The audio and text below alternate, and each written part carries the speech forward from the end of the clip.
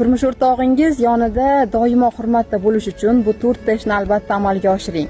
4-inchisi eng asosiysi. Birinchidan, tilingizdan chiqayotgan har bir so'zingizga e'tiborli bo'ling. Qo'pol yoki haqoratli so'zlar erkak kishini sizdan uzoqlashishiga sabab bo'ladi. Ikkinchisi, uning shaxsiy qiziqishlariga hurmat bildiring. Bu orqali siz uni shaxs sifatida qadrlashingizni ko'rsatasiz va shu bilan birgalikda shaxsiy qiziqishlar zerikishlarni oldini oladi.